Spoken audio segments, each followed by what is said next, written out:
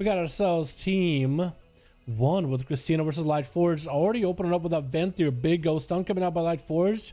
That's going to be Christina trying to see if he can stay on the Paladin as long as possible. Try to actually implementing my Dispel strategy, where you can keep dispelling to keep building up the damage resources for your vent your Covenant ability, which means you keep stacking, which means you keep doing more damage and more damage and more damage until your buys just overpower the enemy.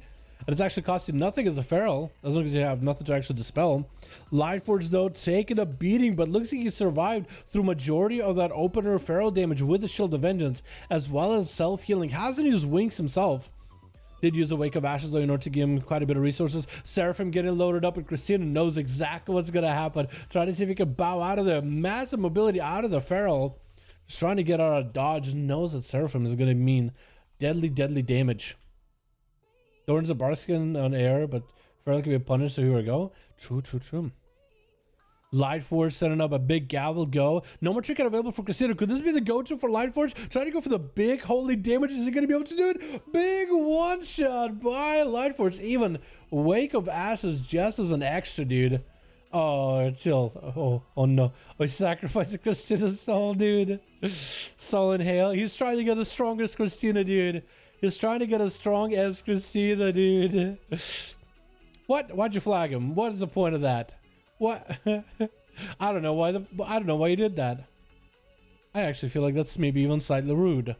Siphoning his essence and everything that he is to get stronger, I can completely understand it. Flagging him with a alliance flag, now that's a bit disrespectful. Like, you can devour his soul all you want, right? Whatever makes you hit harder, but putting a flag on the guy, that's just bad manners. How did that Fellor just miss?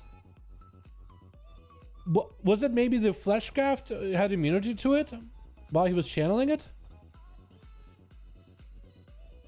Because so is rude. It's literally unpunishable. The Feral Druid? Feral Druid. It's rude. Feral Druid. It's a Druid class. It's a rude class. You know what I mean? I see nothing wrong with it. Lightforged, though, getting stunned up as he's trying to go for a big red go onto Lockup. Copium doesn't interrupt the fear, though. There goes the gateway, making some distance, summoning a vile fiend. While the main pet is stunned, actually, with the Wake of Ashes behind there. Drain life, does he get the interrupt for it? Looks like he doesn't. Could technically bubble the drain life if he wanted to remove the debuff. So it does less damage to Lockup. Does drop down the Obelisk, and Lightforged is actually not looking all that good. Might have to go for Shield of Vengeance, maybe a bubble potentially. Demonology Warlock doesn't really have the big burst. Might have to do something here. I think most likely at least Shield of Vengeance might have to come up. The lockdown with the stuns and the fears does keep Lightforged a little bit on edge. And as long as he doesn't have the pet to interrupt his cast, he should be okay mostly. Shield of Vengeance is up, and that should... Oh, Battlemaster Chicken falling off for Lightforged, so that's pretty bad.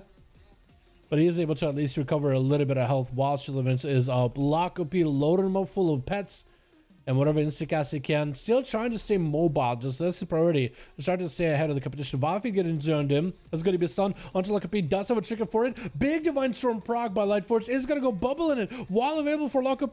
Trying to drain left Kevin Slime, but it's still going to be Lightforged doing damage. Going to be the ratio for Lightforged. Big blaster beam from the sky while Wings are still rolling. Lockup does have a Battlemaster Trinket. Or maybe that was just a Orc Racial. Try to see if he can get a counter-aggressive with Lightforged. Is going to hit him with Morticles and Fears. Obelisk joins the fight. Hendigal Dawn getting summoned up. And Lightforged trying to see if he might be able to get him some summon set up. Without Obelisk, these pets are actually doing quite a bit of damage. Turn Evil, at least one of these pets, actually looks like it failed. I think he was trying to see if he could turn Evil the summon pet.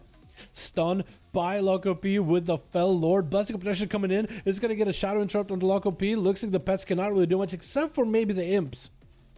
But then the Imps, what are they going to do? Tyrant going to join the fight, and that's going to be Turn Evil on the Tyrant while Lockup is stun locked. So probably a pretty good idea for Lightforged to CC the Tyrant. Trying to go for big Wake of Ashes, big Divine Storm, and Lockup trying to see if he can bow out of there. Going to be another Gavel set up. Wreck slightly misses him with that massive port out of the...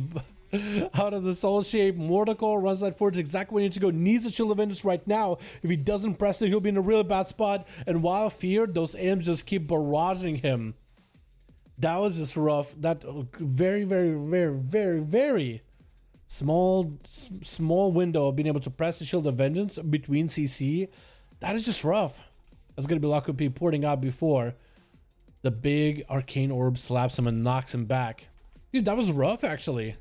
He had such a really good game against the Feral Druid, but then Locopy just outranged him. And those imps, dude, they're just blasting him while he's feared. And you know what? The imps used to actually de-target enemy while you're fearing them, while the enemy's feared. But now you have better control of your pets. Like your pets can still keep hitting the enemy while feared. Or maybe imps always hit the enemy while they were feared. But you have better control. Like your imps would normally stop, your charm would stop, but you can kind of have the pet still hitting him while you're using the fear as a CC chain. That's going to be a pretty big current setup by Seavark. Try to see if he can make a blast go versus Locopy. Does he get the barrage? Got the big arcane blast. But I don't think he's going to be able to capitalize with the barrage at the end of the current setup. Try to void elf over to Locopy. Does not have the big combination burst anymore. Did have arcane power over the last second there. Is going to continue barraging Locopy as best as he can. More missiles coming out. Does Locopy have an interrupt? I don't know if he's running the on-sound for interrupt. He's running the obelisk. He's most likely running the drain setup. And if he's running Fellord, that means he doesn't have an interrupt. So Seavark, besides, you know, the main pet that could use a stun, which is a pseudo interrupt too, which is an interrupt as well as a stun. But he doesn't actually have like an interrupt in between. It's going to be knockdowns and stuns from the Fellord, the pet, as well as the Shout of Fury. He's going to throw Seavark at a CC chain. Does interrupt Locopy. That is a Shadow Lock, not a Fire Lockout, not a Shadow Lock without Vile Fiend. So then the Mortal Coil did get sent out. But at least Seavark is able to recoup and get a little bit of a missiles in there. Big, massive Viz with some food. Trying to catch up whatever food he can. Does some missiles for the pet. We just go for like a small setup onto Locopy with a big Kyrian go.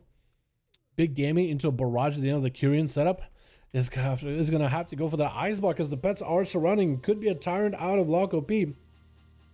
I think he's going to just let it do it. Because the Tyrant will prolong the pet duration of all the other pets. Going to be a pretty big invis for Seavark. Locopy accidentally swap it to the target. The Tyrant knows where Seavark is though. Like even though Seavark is invis, the Tyrant knows exactly where he's at. I don't know if Locopy realized it. I don't think he has. He probably was like, oh, where's Seavark? I'm just looking for him. He didn't look that the Tyrant is actually following Seavark. Certain pets do that. Like even the rogue with the vanish, the pets will still follow where they are, but they won't attack. But it is a giveaway. Like if you're carefully looking, like, wait, where's the Tyrant going? It's almost like he's chasing after somebody. That's it. Big touch and magic in a setup. Maybe Seavark will be able to have a big go. Where's the Locopy? Get him knocked back. Radiant Spark getting set up. Does he get a Radiant Spark off? I think he might have. Touch of the Magi is going to slap down Locopy, but not with the biggest setup. Maybe he can get a barrage. That is Arcane Blast in there. Stun, barrage. Big hit onto Locopy. I think the Kyrian go was there. Big Battle Master trick you can use by Locopy. Is going to get locked out on the Night Fae Warlock ability. Soul Rot. Drain Life getting set up by Locopy though. And Seavark trying to see if he can bow out of there. Dude, that was pretty big burst. But Locopy had himself Battle Master trick and had himself Warlock Healthstone. And Seavark is going to be able to reset over behind the pillar with some images and get some food. So at least the two of them get a bit of a reset. Imagine not using 227 gear to sort out PTR deals. Oh no. Warlock has 51k because he has 9.1 PvP gear and conduits. Oh wait, does he actually have 9.1 gear? PvP gear? Wait, does he really though? That's actually kind of nutty. Wait, did Chrysler go and you basically loot the weekly boxes so you can get a bunch of PvP gear? That's kind of nutty. Or is it a bunch of honor gear maybe? With higher item level. I wonder what is his item level though. Huh. But it's going to be a bit of a shield for Seavark, Locopy. Trying to see if he can just end this duel here. Seavark with super low health. Temporal is the only thing that's available for him. Might be able to maybe get a big go. Big one last Kyrian go at some point. We'll play in a very aggressive legendary. He doesn't play defensive go. That is going to be demon bolts flying in. Just need to send the pet over there. And Seavark might be in a bad spot. Demon Doggos does have the Void Elf. Rachel trying to see if he can crawl over to exactly where the Locopy portal is. And Seavark trying to run as much as he can. Does get images. That's going to be alter time too in order to deal maybe with health damage. Oh, alter time now. Maybe. He actually canceled it. Oh, that demon bolt at the end.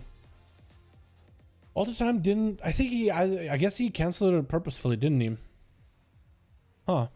This is gonna be chill. Spill up. He's getting a big old grips on Locopy. He ain't going nowhere. He's gonna. Oh, gateway though. Does he have another grip? Let's try to see maybe if he can Necrolord grip him. It looks like he gripped literally everybody but Locopy Copium. Dropping down the dragon. Mortal Coil. Sending Chill Pill out of the way. Is gonna walk by the Fellord, trying to see if he can avoid it.